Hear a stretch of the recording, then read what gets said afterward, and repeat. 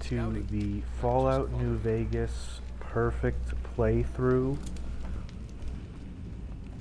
Let's get out into the beautiful lands of Zion and start taking care of some of these quests.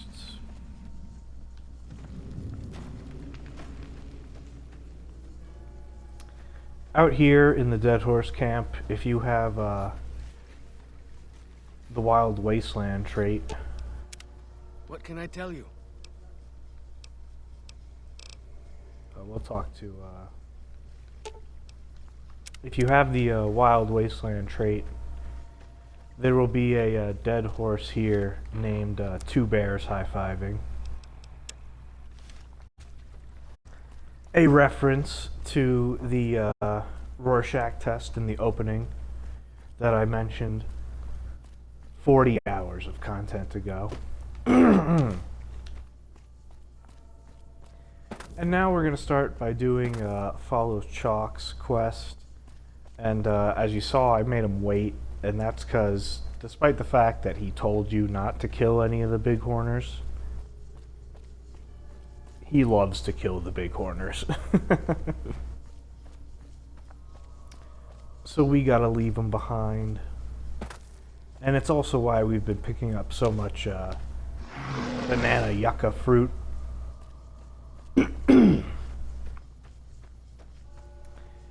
But yeah, this quest is an alright one. Oh, look at that. There's Joshua Graham.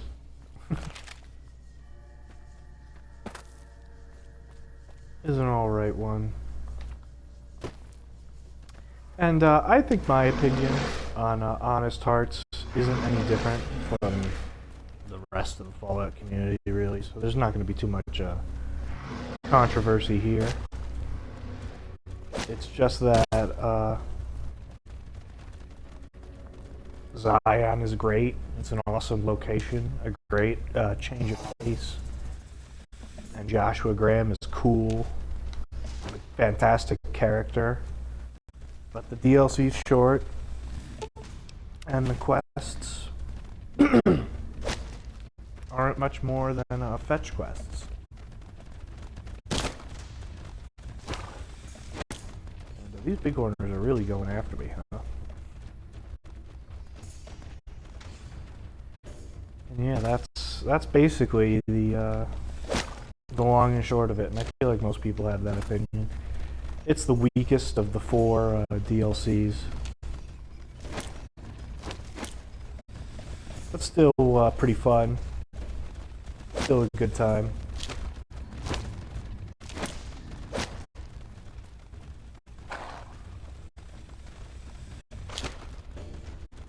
Who doesn't love Zion? But at the same time, like, this quest is annoying.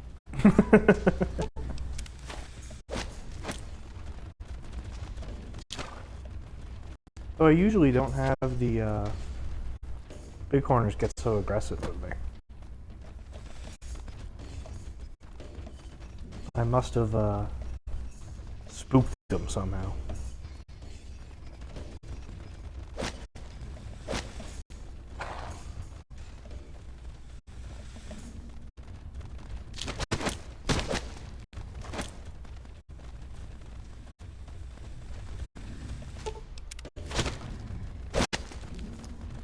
But that's okay.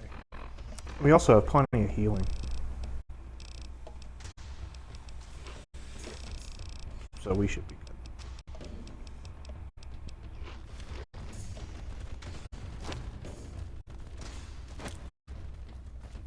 And yes, Fallout Shock gets mad at you if you kill any of the bighorners, so.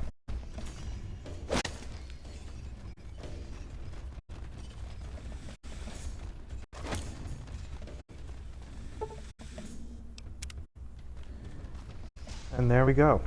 No bighorners killed.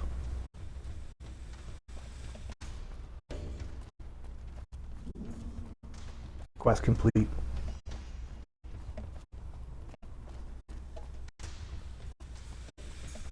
And there's also the survivalist. I do like the survivalist. Who doesn't, though? So yeah, just pretty boilerplate opinions from me on Honest Hearts. Oh, I do know one thing to say about Honest Hearts, is that if you go on Reddit about it,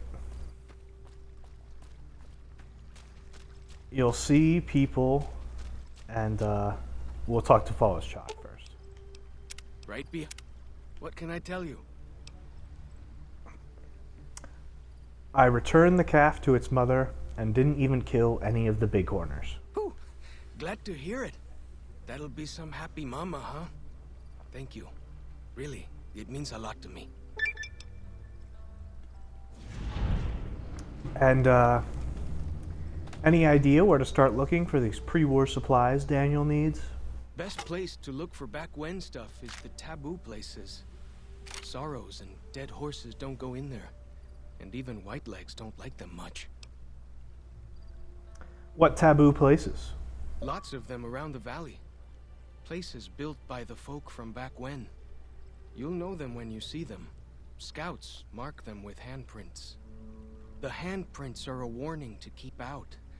Angry ghosts live inside. Not that I believe in angry ghosts. They're just spooky old places. Right? And where should we start looking? Lots of back when places to choose from. But for the things we need, best to start with the really closed up places. 3 I know of. A building down by the river called a fishing lodge. The old ranger station in the northwest. And the general store right by it. Closer to home might be something you can salvage from the place where the little ones fell. Just west of the Eastern Virgin. What's this place where the little ones fell? In the river, there's a twisted pile of metal and glass, all full of bones. Joshua says they were scouts, but they looked awful small to me. Lots of that old stuff, how do you say it, electronics. Maybe you could use some of it. And that's all we have to talk about with Follows Chalk. But yes, about Follows Chalk is you'll go on Reddit and you'll see people say, Honest Hearts is terrible. I hated Honest Hearts. I went through the first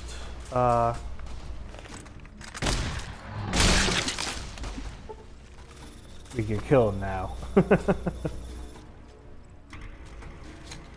I went through the first encounter at Honest Hearts, and then all of a sudden it just told me to get a map and leave Zion.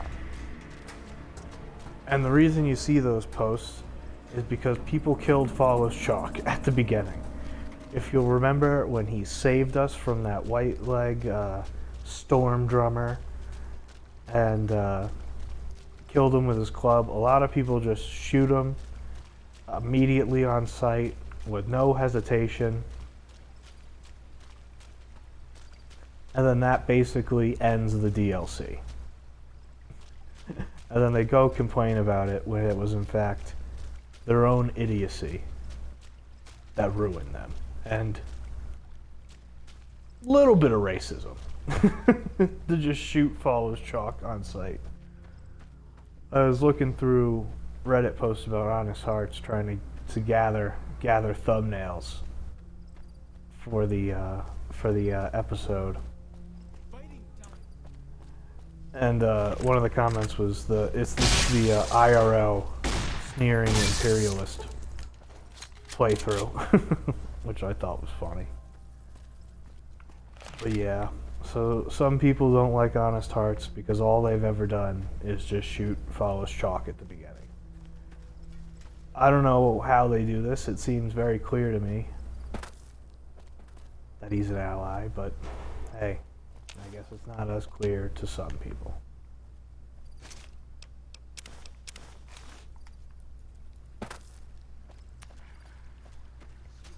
And there's supposed to be a little freedom of choice in these quests. We're looking for this compass here. You know, take the broken compass with you, repair it with parts, but you just need repair 30 to fix it. So it's like, yeah, that was pretty easy. Pretty easy repair Repair check to hit.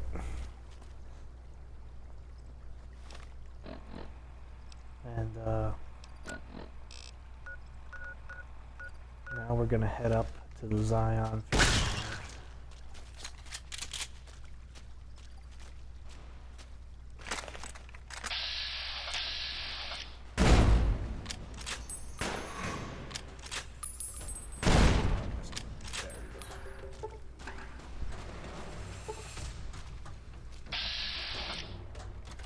Oh shit, Files Chalk is like, probably got hit by that explosion pretty hard. And now he's up there. Oh, that's not good. That's not good at all. Follows Chalk, what are you doing?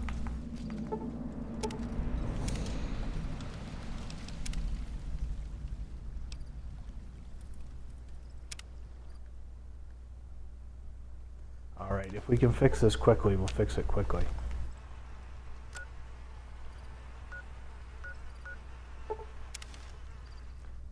There we go. Solved that problem. There's Follows Chalk. We fast traveled out of there. Alright. Not too bad, not too bad. I don't even think that's any little time loss.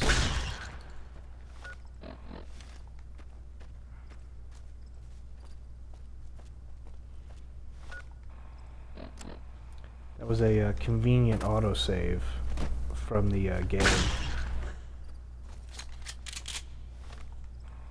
But now I need to reorient myself. Yep, we're gonna still head to the fishing lodge. This time, stay by me, Follows Chalk.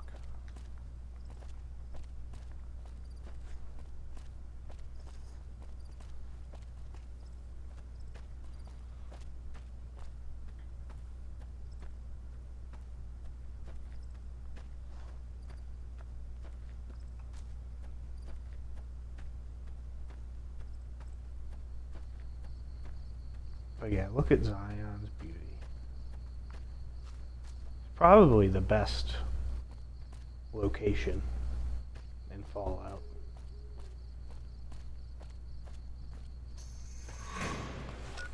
And IRL is a great national park. Let's make sure to keep using it.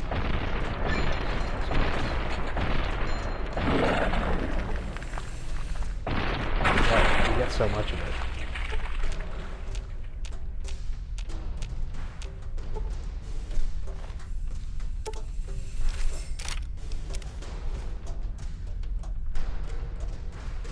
Well, I guess we really didn't need it for 2 people.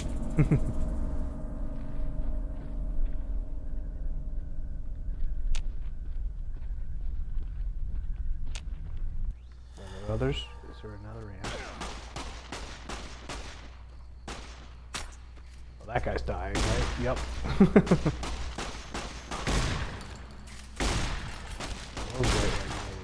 Oh, also this DLC brought back the shish kebab, of course.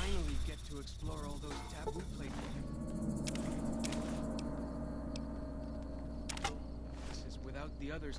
So let's try and pick up some of that stuff. Can't wait.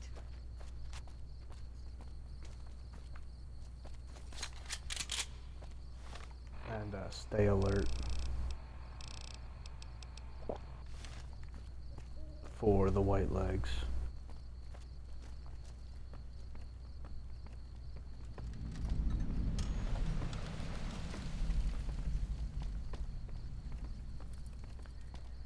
But yeah, this DLC doesn't have too much in the way of quests and side quests. It's mostly just about exploring and enjoying the scenery. So this so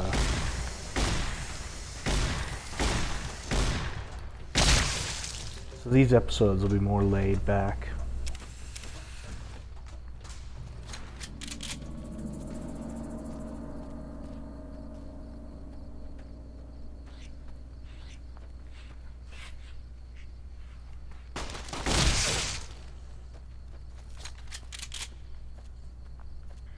We want to kill those green geckos because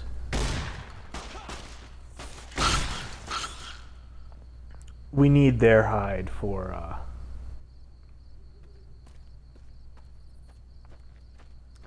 the reinforced leather armor and reinforced metal armor that we'll be collecting. Also, make sure to pick up 3 sacred Datura roots, as you need 3 for a later quest.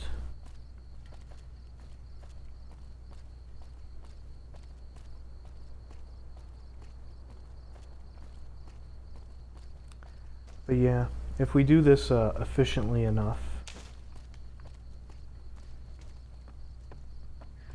we might be able to get all the Sorrows quests done this episode as well. But we're also going to be doing a lot of talking, so we might have to split that into 2. And then there'll be a fun exploring episode, which I will prepare for, and then read out all of the survivalist logs, so that'll be a good one. I don't know if I would exactly say I'm looking forward to it, as it'll be a lot of reading.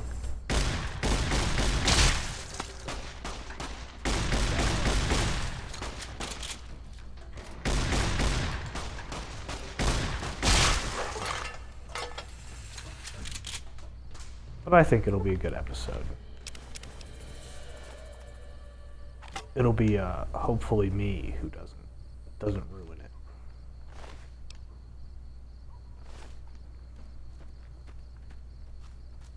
And I mean, I like to pick up all this stuff. Excuse me.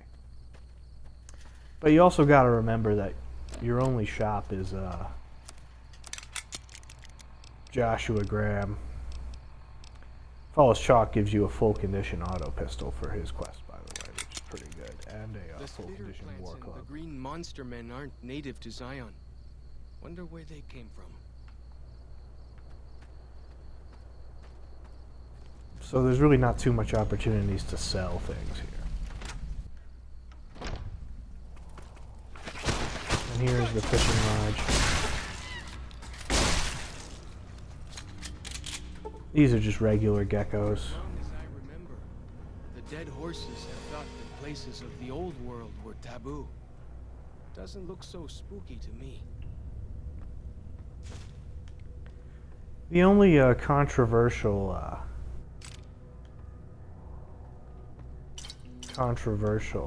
choices are quests such as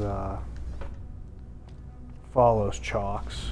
You can also find a key for that cabinet, by the way. Where just both the resolutions are just kind of bad. But other than that, the choices are pretty clear. And it's just I don't know if I call it a shame, but just a reality that you can't make everyone super happy in all the ending sides.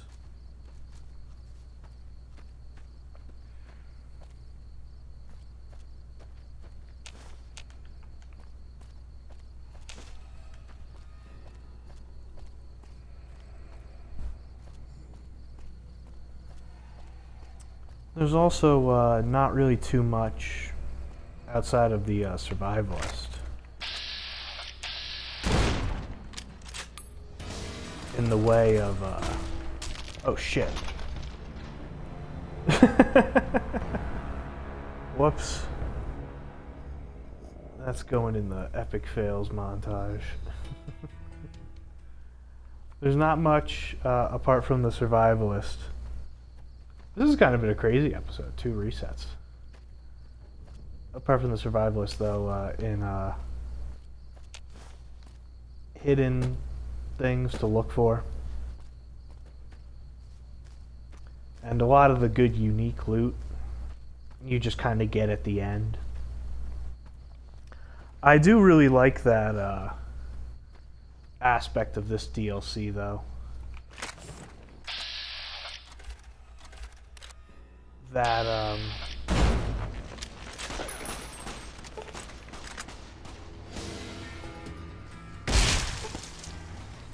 you basically don't need to kill anyone for all their sweet loot. You can just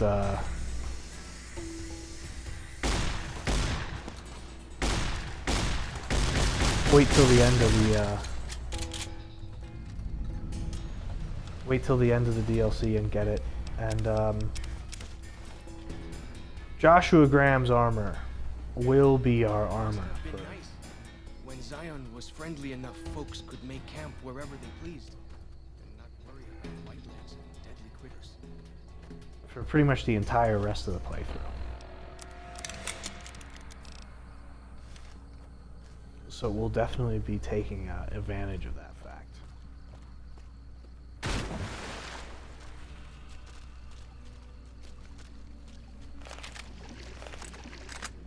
Another thing to note about this DLC is as it progresses, more and more white legs and dangerous creatures come out into the open world. So we're at the beginning. We're not facing too many white legs, but as it goes on,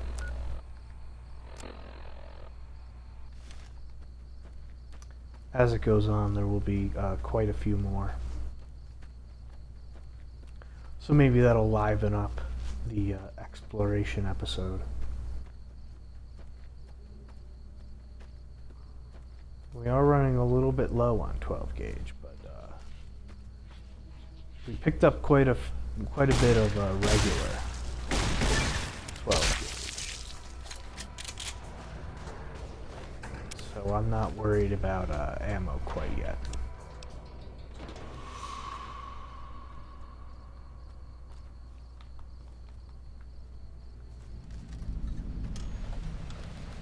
This also has one of the scariest enemies in this DLC, the giant chasm.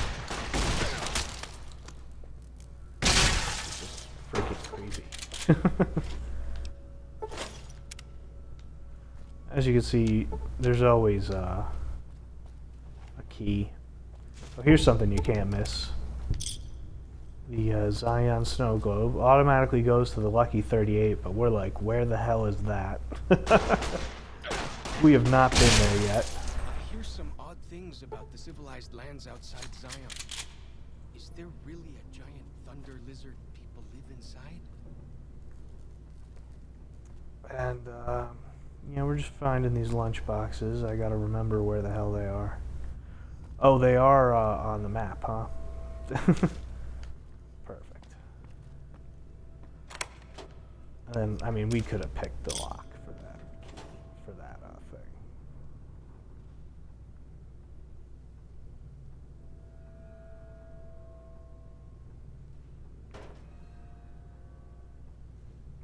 The biggest challenge of the DLC. Moving this broom out of the way. There it is. You know what, let's see what's in this terminal. We do need to hack some terminals. What an episode that will be when I look up where to hack terminals.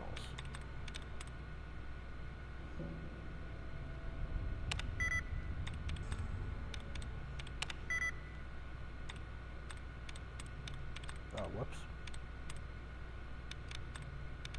Oh, there's just one left. Let's see if there's anything interesting in here. Shipping error?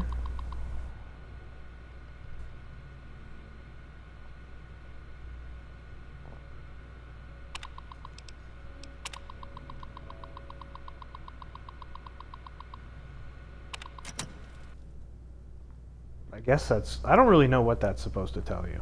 I guess it's supposed to tell you that they're at the fishing hut, but we already knew that.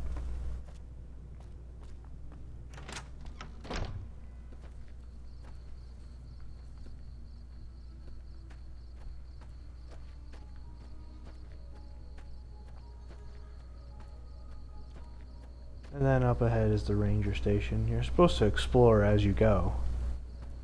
But I am trying to organize these episodes, man.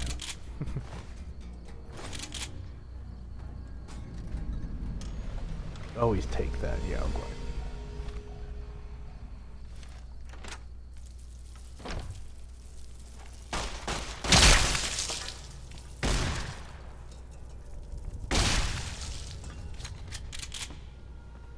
Then here's the kit.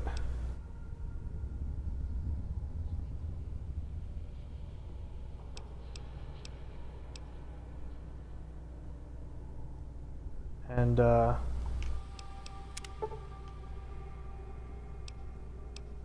we're gonna sterilize it with alcohol, just for fun.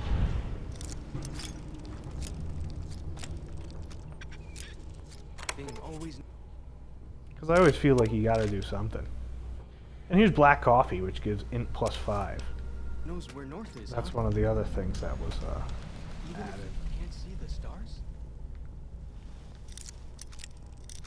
In this DLC, pretty useful.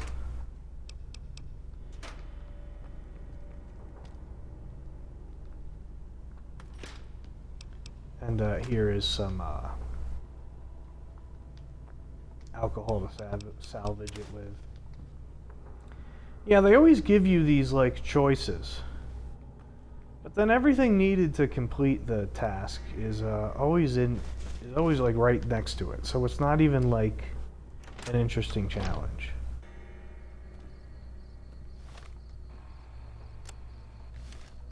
And now we're going to head to the Narrows, the nearby Narrows, and meet with Daniel. Daniel's kind of a douchebag. It really hurts his argument, the fact that he's such a douchebag.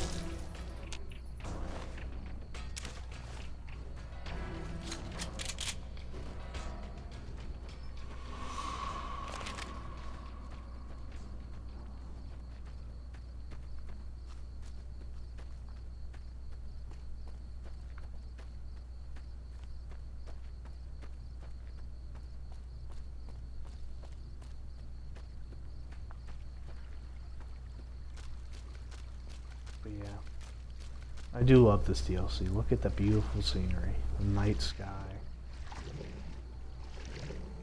the mountainous parts of Zion.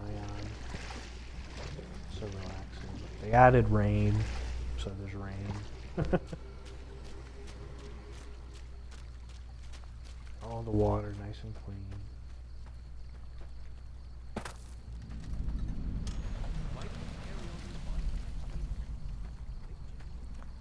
Yeah, it really is a good change of pace from the base game. The setting does a lot of the heavy lifting. That's the Sorrows territory. They're peaceful enough, but you don't want to make them mad.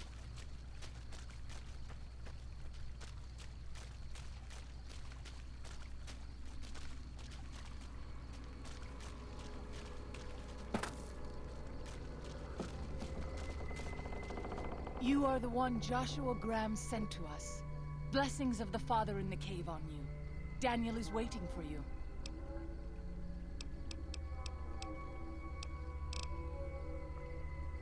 I like your bear glove. Where can I get one? A Sorrow's Yao Guai fist is a sacred symbol. It shows that we belong to the tribe and have willingly undertaken a dangerous quest to aid the tribe. Each Sorrow makes his own. And only after hunting and slaying a Yao Guai that threatened our people. Our shaman, White Bird, oversees the rites. Perhaps if you spoke to him, he would allow you to undertake such a quest. What's your deal? Waking Cloud is my name. I am midwife to the Sorrows. It sounds ill-omened, no? Midwife to Sorrows? Midwife? I haven't seen any children around. The children and the old have already been evacuated from the camp. They are safe enough, unless the Whitelegs come for us in force. What do you do when you're not delivering babies? I tend to other hurts and sicknesses that afflict our tribe. I also scout the valley for the herbs I use in my medicines. And give me some more info on this Daniel. Who is he? Daniel is a wise man and a great friend to the Sorrows. He taught me to speak the language of New Canaan, the English from the holy books. Holy books? Yes, the language of the New Canaanites is the holy tongue, for it is the language their sacred books are written in. The Father in the caves brought it to them after the judgment, but the ancestors of the Sorrows sinned against him. They were denied the true tongue. Have you known him long? 6 years. He attended the birth of my third child. It was a hard birth. The river nearly carried my water to the Father, and my child's with it. Daniel knew the ways of New Canaan's medicine. He stepped in and saved both of our lives. After the birth, I asked Daniel if he would teach me what he knew of childbirth. He agreed, and so here I am. And tell me more about your tribe. We have dwelt in the Narrows since the end that came in fire. When the Father in the caves punished the world and made us forget the holy tongue. We have had good relations with the other tribes in the valley. At least before Salt Upon Wounds brought his white legs here. We have Daniel to thank for our continued existence. His advice and help has kept the white legs from overrunning us so far. I do not know how long even he can protect us, though. What do you know about Salt Upon Wounds? He is war chief of the White Legs, and the worst butcher of them all. The tribes he has crushed are many. The warriors he has slain, countless. Who or what is the Father in the cave? Have you not heard of the god of the New Canaanites? He is our protector and our judge. He helped our ancestors find their place here in Zion. He gave us many gifts, but we are not to seek him out. His caves are forbidden to us. Those who seek them out are taken from us. That doesn't sound like what I've heard about the New Canaanites. Perhaps you do not fully understand the New Canaanites. I have seen the Father's images. His holy bride and holy son were given unto the world to save it. They dwelt in the caverns of the mountains, caverns which can still be seen today. The people sinned against him, and were punished with the end that came in fire and the loss of the holy tongue. Only the New Canaanites were spared. I see. That's fascinating. I'm sure Daniel could tell you more. His knowledge of the Father is greater than my own. Then I will look forward to our next speaking. Interesting. Seems she has a different understanding of the New Canaanites' religion. But we will ask about this discrepancy later.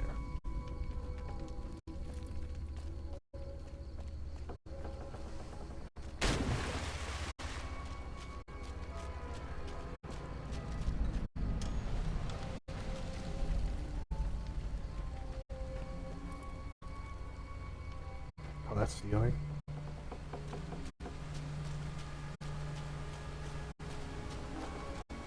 For now, let's talk to Daniel. The Narrows are kind of weirdly confusing. There's a lot of different levels and caves. But here he is. The dead horses told me details about the attack on your caravan. A stranger's sympathy might not count for much, but for what it's worth, I'm sorry. The Sorrows will mourn your friends too. They mourn everyone, even the Whitelegs. They have sensitive souls. Innocent, if there is such a thing. In spite of what's happened, I hope that Joshua and I can help you out of here. But to be frank, we need your help too. Joshua told me you needed a few things. I think this is everything. Well, I'll be. I was starting to lose hope we'd be able to get any of this, much less all of it. Tribals are smart, but, well, they're ignorant. Letting go of a taboo is difficult for them. So I knew it would have to be one of us. Turns out all it took was a Gentile, or, no offense. These supplies are a godsend. But if we're going to evacuate Zion without drawing more white leg attention, I need you to go back into the valley. Specifically, I need you to scout out some locations for white legs and try to recover a map of Grand Staircase, a wilderness area to the east. There's also the matter of the roads. We're going to be heading out of the east side of the park, but I'm not sure the way is clear.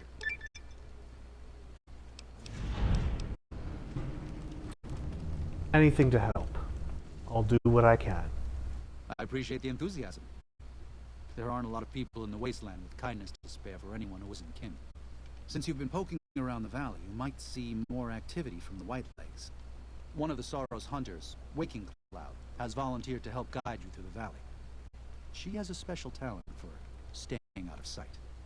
After this, it's just a matter of getting everyone out of here safe and sound. And hopefully, you can head back to the Mojave without any more trouble.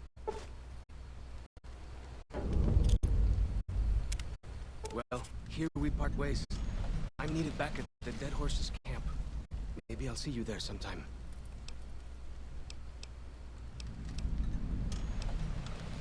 Give my regards to Joshua, then.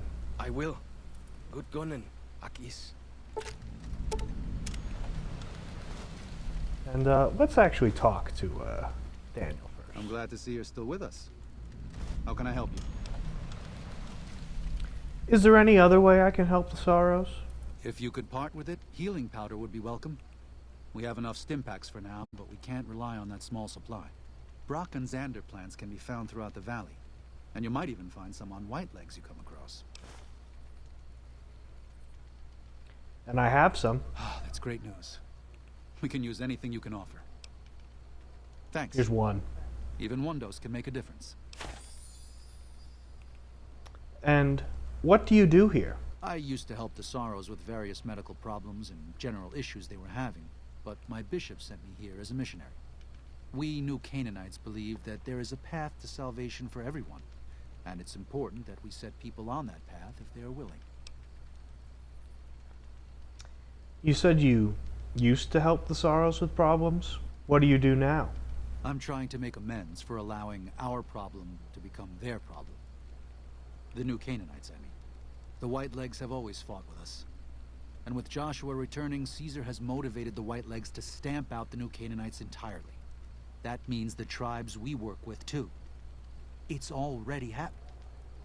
I just want to prevent something terrible from happening to the Sorrows. Has this happened before? The Whitelegs attacking other tribes? Yes. But not just Whitelegs. Raiders, too. Prospectors, slavers, anyone who thinks they can exploit the ignorant and the innocent. We lost the Tar Walkers and the Crazy Horns. We did our best, but we made mistakes. We paid for them, but they paid more. I'd like to get out from under that debt someday. Until then, it's enough to stop ourselves from getting deeper in the hole. The Whitelegs are here already. So what's your plan? To remove the Sorrows from harm's way. I have to give credit to the Whitelegs for finding their way here. Though I imagine many died in the process. But they can't follow us east. Not into the Grand Staircase. They don't know how to live off the land. We head there. We can find some safety. And let's see if we can answer some of those other questions. Yeah, there we go. Salvation from what? The wasteland? A spiritual wasteland, yes. We believe that before this life, our souls existed elsewhere. And after we die, our souls will leave this world. During our time here, we have the burden of choice. The choices we make determine where we go in the spirit world and how we will face judgment. New Canaanites believe, as many once did, that God was made flesh here on earth as a man named Jesus Christ. He sacrificed his life to save us. Every sin, every terrible thing that you, me, or any one of us have done for all time was washed away by his blood. We just have to accept his love. That's why we visit the tribes, to spread the good news. For all we know, we New Canaanites may be all that remains of Christ's followers.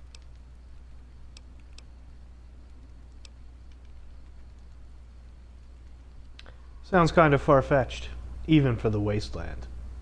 Good news is an amazing thing in this world we've unmade. We're so used to going to sleep with nightmares that we can't imagine waking up to a dream. But that's what we believe. Every word of it. It's the cornerstone of our faith and how we choose to live. With every step you take, you put one foot in front of the other and know that you'll be pulled back down to this earth. We know that God is watching over us, waiting for us to come back home. To us, there's no difference. Walking and living, it's all belief, all faith. And what does a bishop do? Is that your boss? Yeah. Bishop Mordecai is... Sorry. Mordecai was my bishop. He was killed by Whitelegs during the attack on New Canaan. He was responsible for our congregation there. I don't know who my next bishop will be, but that's a problem for tomorrow. There are plenty of troubles here for us today. What happened at New Canaan? We lost it. Our community, everything. But the past is gone. We have to look forward. If you don't acknowledge your past now, it'll come back to you later. True enough. We can't escape it no matter how hard we try. Best we can do is own up. Trust in the Lord to forgive. Joshua was gone. So were a lot of the other New Canaanites. Whitelegs must have been watching for a long while, counting who remained. We didn't think the Whitelegs were a real threat. Maybe it was overconfidence. Maybe sloth. Either way, we didn't see them coming. They attacked at night. They killed without regard to age or infirmity, armed or unarmed. They beat children to beat them to death in their beds while they were sleeping. And now we're all that's left. Maybe 30 of us. Pride goeth before destruction.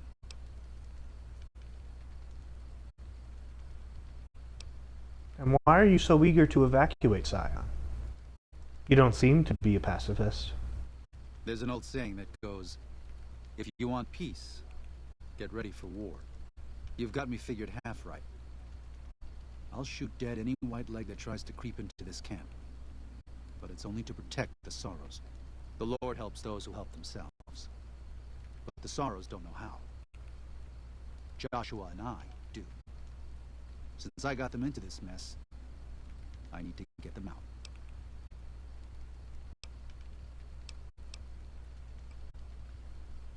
If you're willing to defend the Sorrows, why not pursue the Whitelegs? There is an important difference between killing in defense and waging war. Even a Gentile like you should know that. Joshua's a New Canaanite, and he's obviously willing to attack the Whitelegs. Joshua is a living Bible of all mankind's miseries of war. The debt he has levied through his actions, he repays every day. He is a monument both to God's unending forgiveness and to humanity's unfathomable capacity for cruelty. It's written on every inch of his body. When you look at him, do you only see a man of God? Beneath those bandages, he is burned flesh. As he burns, so does he consume everyone around him. Joshua wants to fight because the Whitelegs have stoked the naked flame inside of him. You see the light, but do not yet feel the heat. I can pray that you never will. But it isn't up to me, and it isn't up to God. It's up to Joshua. That's a great line. Daniel is a little underrated. What do you know of the Whitelegs? They're hateful savages who live only to plunder and destroy. Their leader is a devil called Salt Upon Wounds. War is all he knows. Everything he has, everything that tribe has, was taken by force, raiding, and scavenging. It's said there's no man deadlier at close range. That power fist of his has smashed 100 skulls. Maybe that's true, but so what? It's a low form of leadership. A tribe that knows only war has no future. And so he'll lead them to Caesar. And what do you know about the father in the caves? Father in the... Oh, right.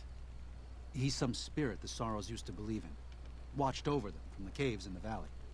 They marked some of the caves around here because they think they'll be punished for going inside. I think as more of them learn the teachings of the new Canaanites, they'll lose their old superstitions. You might want to have a chat with them. They think your lord and the father are the same. Oh? Oh. Of course. How stupid of me. They probably also think Mary is the mother and Jesus is the child. No wonder they picked up on things so easily. I guess it just goes to show how difficult it is to communicate sometimes. Well, we resolved that. And I'd like to talk to you about Mordecai. I'd like you to drop it. It's a private matter. You're the man in charge. If something's troubling you, it could affect all of us. I never thought I'd be in charge of anything. Don't know why. Bishop Mordecai was old. He had been sick for years.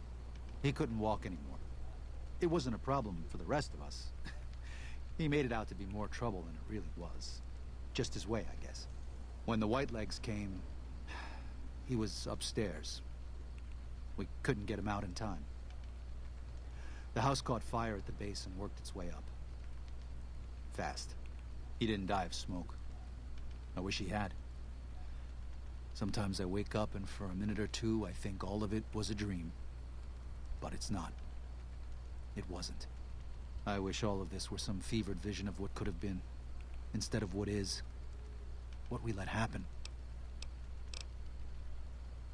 On that note, we'll talk more later. Until then.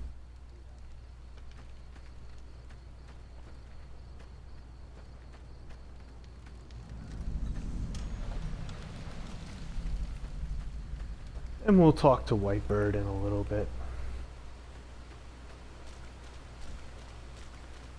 We actually have a fair amount of talking left in this episode. So perhaps next episode we will... Daniel said that I was to travel with you until you have completed your scouting. Is this pleasing to you? Sounds good. Certainly. We should make haste then.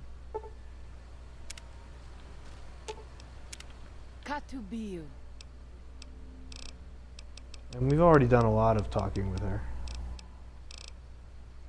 Do you have any family? I do. A fine husband and 3 children. I miss them each day, but I take comfort in knowing they are safe. Safe?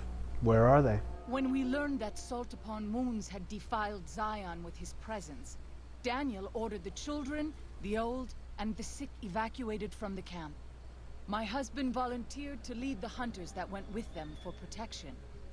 I try not to worry about them, but we have had no news for so long, and Daniel seems sad when I ask him about it.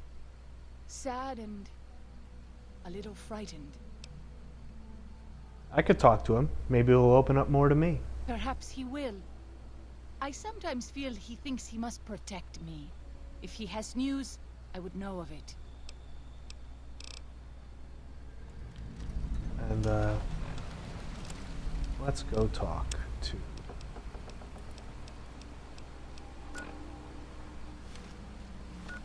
Yeah, why not? Let's fast travel. Oh, we cannot fast travel yet, of course. Because we're going to meet Joshua Graham at the mouth of the Narrows. And I think that'll be the end of this episode after we have a nice conversation with him.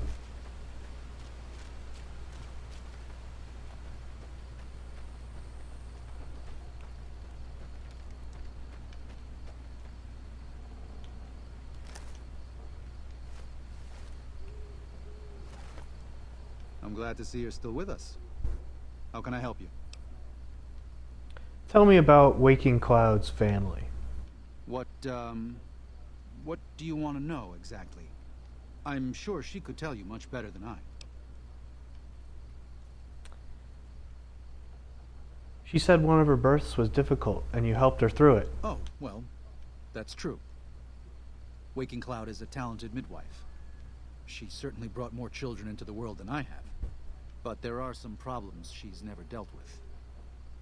One of them came up when she was having her third child, and I really didn't do much. I'm surprised she mentioned it. And did you help the rest of her family leave Zion? I did. What's the matter? Did something happen? Her 3 children are safe. They made it north weeks ago and met up with New Canaanites heading east. Her husband didn't make it. He died protecting their children from a white leg attack. Do not tell Waking Cloud. She is one of the only Sorrows who can communicate easily with us, and her tribe needs her to be strong right now.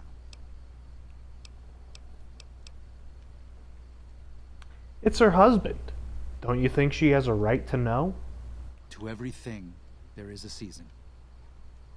Who are you or I to put this heavy burden on her now? You're the new Canaanite who's supposed to help lead these people, not hide things from them. I know, you're right. I shouldn't have hidden it from her in the first place. We can't fail here again. Zion can't become the next New Canaan. The Sorrows don't deserve that. They don't deserve any of this. Sometimes I look at them and wonder if they would have been better off if those old trails had stayed forgotten. If we had never found any of them. Tell Waking Cloud if you think that's best. I won't stop you. And of course, we're going to tell Waking Cloud. Katubiu. About your husband. I'm afraid he was killed by Whitelegs during the evacuation. What? No. You must be mistaken. Daniel would have told me. I'm afraid so. Daniel kept it from you because he thought the grief would distract you. How dare he? What gives him the right? I thought Daniel was my friend, but he cares nothing for the Sorrows. He was only doing what he thought was best for the tribe. It wasn't an easy choice for him. Perhaps. I will have to have a very long talk with Daniel when all of this is over. Thank you for telling me this truth. And there you go. And then we're going to, If that is your... get rid of Waking Cloud, because she's not a very good companion. She just kind of runs into combat with just no armor on, basically. And she just dies a lot. Follows Chalk, at least, as his 45 caliber pistol. And he'll stay at a little distance. But we even saw Follows Chalk die this very episode. So, yeah, the companions here aren't the toughest. Also, a good part about Zion is you can just drink all the water. So you don't have to worry about dehydration.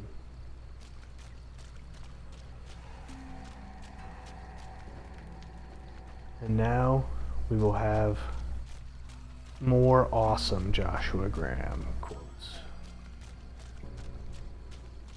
By the rivers of Babylon there we sat down. Yea, we wept when we remembered Zion. Remember, O Lord, the children of Edom in the day of Jerusalem, who said, raise it even to the foundation. O daughter of Babylon, who ought to be destroyed, happy shall he be that rewardeth thee as thou hast served us. Happy shall he be that taketh and dasheth thy little ones against the stones. Do you know what it means? You don't want to leave Zion. You'd rather kill every last one of the Whitelegs. Given those two choices, yes. In the best of all possible worlds, they would just leave us in peace. But they won't. I don't enjoy killing, but when done righteously, it's just a chore, like any other. Practiced hands make for short work, and the good Lord knows there's much to be done here. Everything he just says is just so badass. This conversation just got pretty dark. What was that about happy dashing the little ones? Happy are those who do the work of the Lord. Zion belongs to God and the people of God. It is a natural temple and monument to his glory. When our Lord entered the temple and found it polluted by money changers and beasts, did he ask them to leave? Did he cry? Did he simply walk away? No. He drove them out. It is one thing to forgive a slap across my cheek, but an insult to the Lord requires... No. It demands correction.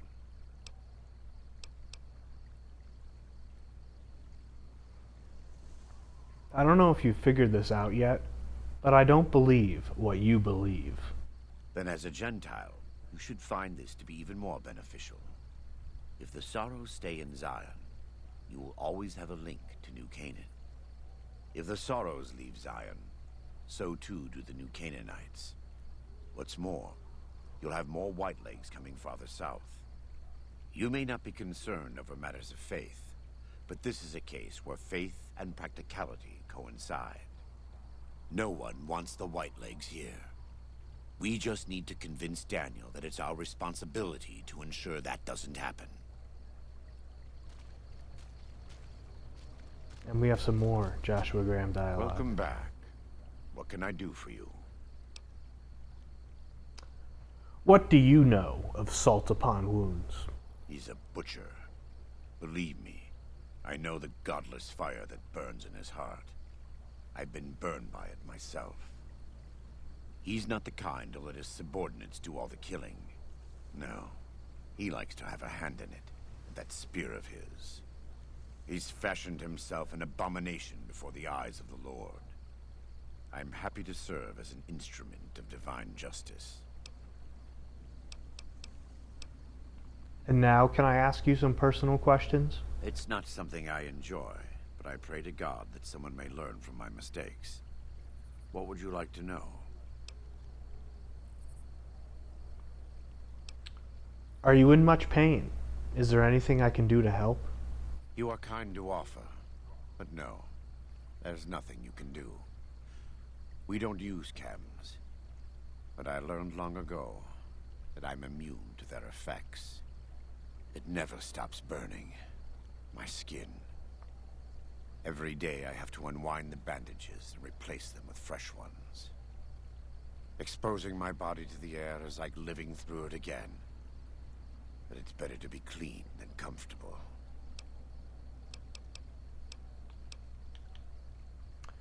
Were you always with the New Canaanites? I was born in Ogden, what people came to call New Canaan. Things were more peaceful when I was growing up. When I was a young man, I went out into the world to do missionary work, as all New Canaanites do. I traveled along the Long 15 and followed 89 south into Arizona. Along the way, I met two men from a group called the Followers of the Apocalypse. Edward Sallow and Bill Calhoun. They came to teach the tribes. Calhoun was a good man. Edward was the one who got us into trouble down the road. Was one of those men Caesar? No, not then. Back then he was just Edward. Smart man. Young, but we all were. We thought we could hike into the Grand Canyon and talk to Blackfoots. We did. And the Blackfoots were friendly enough at first. But eventually... I've thought back to that day so many times. I must have mistranslated. Something must have been mixed up, because the Blackfoots decided we weren't going to leave. The rest is history, assuming Edward hasn't changed it. How did you end up as Caesar's legate? This way lies the path to hell. Caesar needed me to translate. Translation became giving orders. Giving orders became leading in battle. Leading in battle became training, punishing, terrorizing. A series of small mistakes before a great fall. And I stayed in that darkness until after Hoover Dam. After I failed Caesar and he had me burned alive, thrown into the Grand Canyon. How did you survive? I survived because the fire inside burned brighter than the fire around me. I fell down into that dark chasm. The flame burned on and on. The next morning, I woke up and crawled out of the northern edge of the Grand Canyon, that cursed place. It took me 3 months to reach New Canaan. It was as though the prodigal son had returned. They welcomed me like I had never left. Never done anything to shame them. The fire that had kept me alive was love. Their love. God's love. I will never be able to repay the debt I owe to them. But I must try.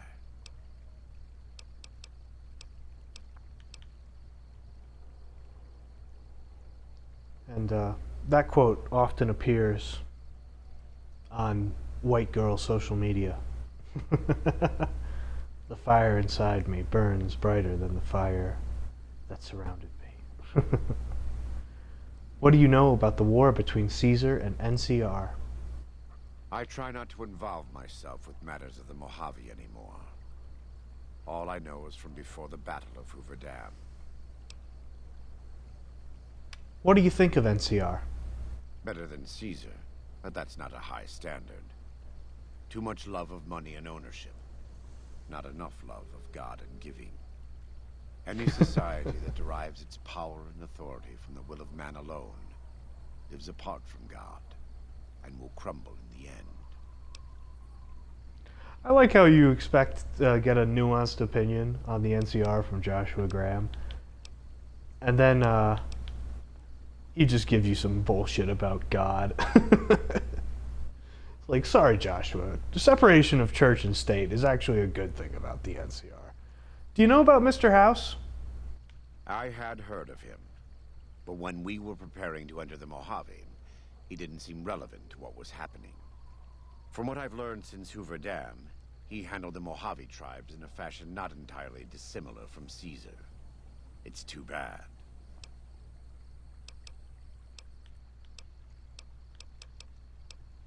And I'm guessing you don't like Caesar very much. Love the sinner, hate the sin. With Caesar, it's often very difficult to see through all of that sin to the person inside. I can say that we were both lucky that NCR supply lines and land routes north of Mojave Outpost were destroyed before the Battle of Hoover Dam. Something bad happened near Death Valley, at a place called the Divide. NCR couldn't cut across anymore, and it slowed down the reinforcements. Terrible storms ripped entire companies apart before they even got to Nevada soil. The aftermath of Hoover Dam could have been even worse for Caesar. Interesting. What's at the Divide?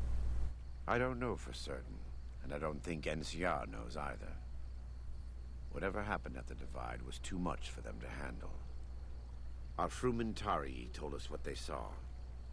Only fools and madmen would march into a place like that. All roads wind down to the same spot, the grave. They said all that's left there is a gaping wound cut into the earth, cursed and damned. No place for God-fearing folk.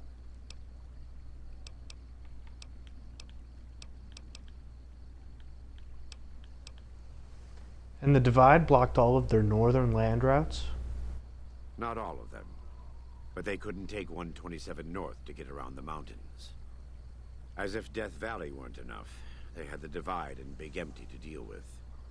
From what the Legion's explorers reported, the Big Empty may as well have been a wall to any living thing approaching it. Some references to the other DLCs. And, yeah, he still doesn't have any caps. Alright, thank you, Joshua. I will see you later. God be with you. And there he is, Joshua Graham. We can once again fast travel. And I think that'll do it for this episode. In the next episode, we will tackle the Sorrows quests. And then we'll investigate the rest of Zion. And learn a bit about the survivalist, the father in the cave. So that's all for this part of the Fallout New Vegas Perfect Playthrough. And I can't wait for next time. So I will see you all then.